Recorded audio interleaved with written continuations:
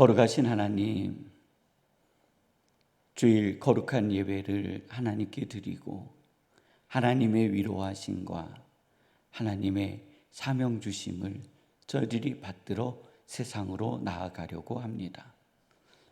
하나님께서 저희들이 밟는 그 땅이 거룩한 땅이 되게 하여 주옵소서. 이 나라와 이 민족을 선택하시고 73년이라는 기간 동안에 폭포수와 같이 복을 부어주시며 하나님 초토화되어졌던 이 땅에 하나님의 거룩한 은혜를 부으시사 세계 경제 대국 7번째 반열에 우뚝 서게 하여 주신 거룩하신 하나님, 도우시고 도우시며 인도하시고 인도하여 주옵소서. 주의 역사하심과 주의 말씀 가운데 저희들이 서게 하여 주시며 주의 뜻 가운데 서게 하여 주시고 이 한 주 뿌리는 씨앗들을 또 수고를 통하여 하나님 안에서 충실한 열매가 맺혀질 수 있도록 주님 인도하여 주옵소서. 이 한 주간에 눈물이 없게 하여 주시고 고통이 없게 하여 주시며 슬픔이 없게 하여 주시고 아픔이 없게 하여 주옵소서.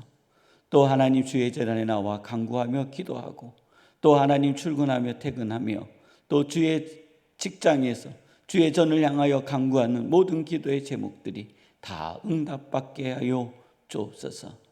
이 모든 은혜가 저희 안에 임한 것에 감사드리며 예수님의 이름으로 기도드립니다. 아멘. 오늘 하나님께서 저에게 허락하여 주시는 말씀은 잠언 19장 13절로 16절 말씀입니다. 잠언 19장 13절로 16절 말씀입니다. 우리 함께 봉독하도록 하시겠습니다.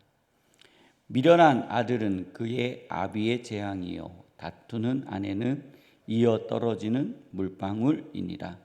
집과 재물은 조상에게서 상속하거니와 슬기로운 아내는 여호와께로서 말미암느니라. 게으름이 사람으로 깊이 잠들게 하나니 태만한 사람은 줄일 것이니라. 계명을 지키는 자는 자기의 영혼을 지키거니와 자기의 행실을 상가하지 아니하는 자는 죽으리라. 아멘. 오늘 2023년 6월 26일 역대 최고 기온은 2005년 28도였고 최저 기온은 2002년 12도였다고 합니다. 평균 최고 기온은 25도이고 최저 기온은 19도였다고 합니다. 오늘 낮 최고 기온은 24도이고 최저 기온은 21도라고 합니다. 이제 늦은 장마가 시작됐다고 합니다. 우리 성도님들 주변을 돌아보시고요. 우리 집 주변 배수구도 한번 살펴보시기 바랍니다. 그래서 이렇게 배수구를 보셔서 낙엽이 쌓여 있거나 아니면 쓰레기가 많이 있으면 내가 못 치우겠으면은 시청에라도 또 동사무소에라도 요즘 이제 행복지원센터라고 그러죠. 행복지원센터에라도 전화를 주시면 또 오셔서 치워주셔서 비로부터 어려움을 겪지 않을 것이라 생각해 봅니다. 그래서 누가 안 한다라고 하기 전에 내 주변을 우리 성도님들께서 먼저 돌아봐 주시기를 바랍니다. 오늘 말씀에 이렇게 기록되어 있어요. 미련한 아들은 그의 아비의 재앙이라고 했습니다. 미련한 아들은 왜 그 아버지의 재앙일까요? 왜 재앙일까요? 그렇죠. 우리 사회가 지금 그런 것 같아요. 우리 사회가요. 아들을 키우고, 그러니까 좀 딸은 그렇지 않아요. 왜냐하면 여성은 군대라는 데를 안 가잖아요. 그래서 대학을 졸업하고 바로 취업을 할 수 있는데 보통 대학을 졸업하는 시기가 24살에서 25살 정도 돼요. 과거 성도님들 어렸을 적에 생각해 보세요. 25살 넘어갔으면요 노처녀라고 그랬어요. 이해되시죠? 노처녀라고 그랬어요. 그리고 25에서 26 정도 되면은요 보통 아기는 하나에서 둘 이상을 출산했어요. 그 다음에 30대에 넘어서 아기를 낳으면 30대 중반, 그러니까 35세 이상 넘어서 아기를 낳거나 더더군다나 40대에 아기를 낳으면은요, 뭐라고 그랬냐면은요, 늦동이라고 그랬어요. 그래서 그때 임신한 것도 굉장히 부끄러워하고 창피하던 시절이었어요. 근데 지금은 어떤가요? 지금은요. 또 그때는요, 남자들도 마찬가지로 사회생활을 했고 직장에 나아가 일을 했어요. 군대를 갔다 와도 보통 27, 28. 대학을 진학하는 사람이 있었고 대학을 진학하지 않는 사람들이 있었어요. 대학을 진학했더라도 대학원까지는 가지는 않고 보통 학부 4년을 졸업하고 나오면 27에서 28 정도. 그래서 삼성이나 LG 아니면 포스코 뭐 이렇게 한전 아니면 이제 이러한 대기업이나 중소대기업 정도. 그러니까 중소기업에서 좀 벗어나는 이제 대기업 쪽에 취업을 해서 안정적 생활을 해 나갔어요. 그래서 사는 데는 별 문제가 없었던 것 같아요. 그 시기를 지나서 오늘이 왔어요. 24살, 25살에 결혼을 하면은요, 미쳤다고 그래요. 왜 이렇게 일찍 결혼하느냐라고 이야기를 해요. 그리고 남자들은요, 군대를 갔다 와서 31, 32이 되도록 직장 잡히기가 어려워요. 그래서 31, 32에 결혼을 해서 아기를 낳는다? 이게 기적인 시대가 됐어요. 과거는 보편적인 일이었는데 기적인 시대가 됐어요. 그러다 보니 일어나는 일이 어떤 일이냐면 부모님의 삶에 등을 지는 거예요. 독립이 안 되는 거예요. 30이 넘도록 부모로부터 경제적으로 독립을 못 하는 거예요. 그래서 계속 부모님의 도움을 받아요. 자, 한 걸음 더 나아가서 결혼을 했는데도 사업을 한다고 하면서 성도님들, 내 자녀가 경제적으로 독립 못한다고 한번 가정해 보세요. 얼마나 힘드시겠어요. 부모가 푼돈 모아 무엇인가를 이루어 놓은 것을 아들들이 가서 또 딸들이 와서 싹 긁어가는 가정들이 있어요.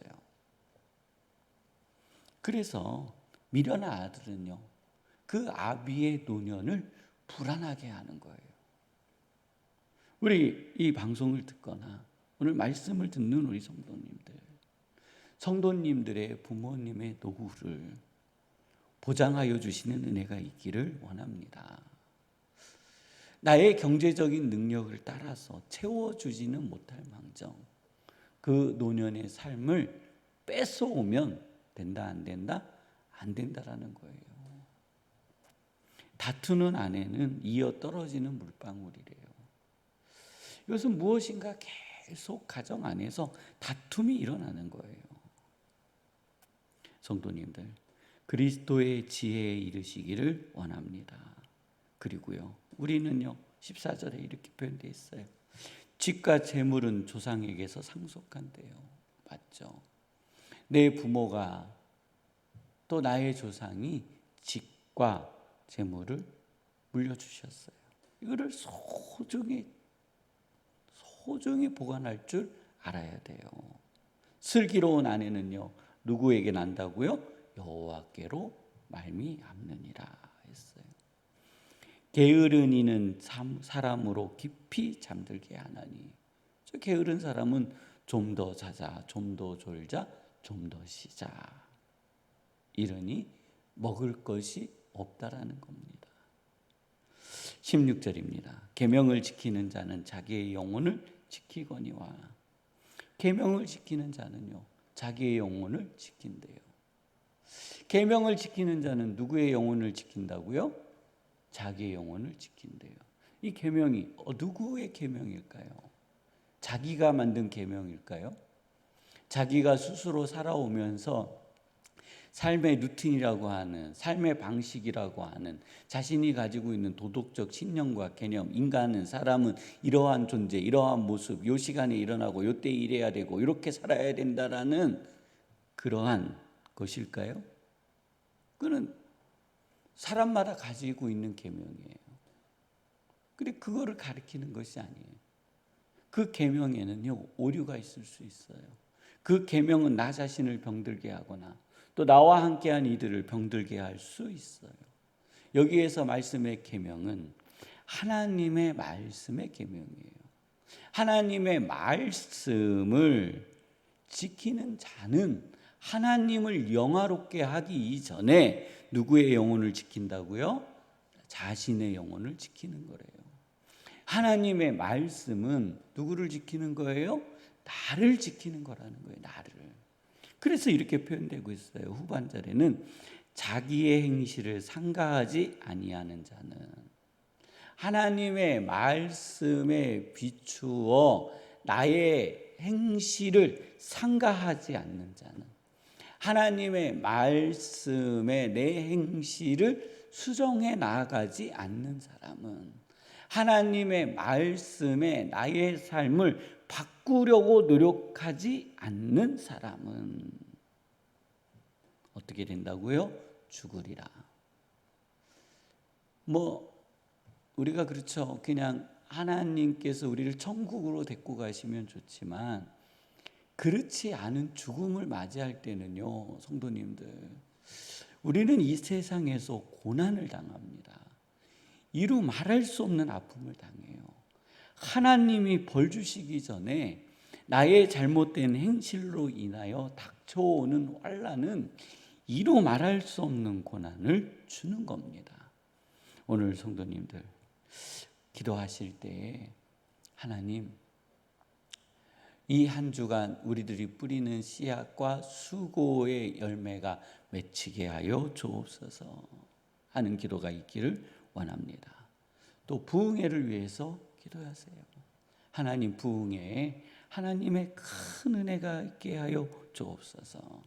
우리 자녀들의 삶을 복되게 하여 주옵소서.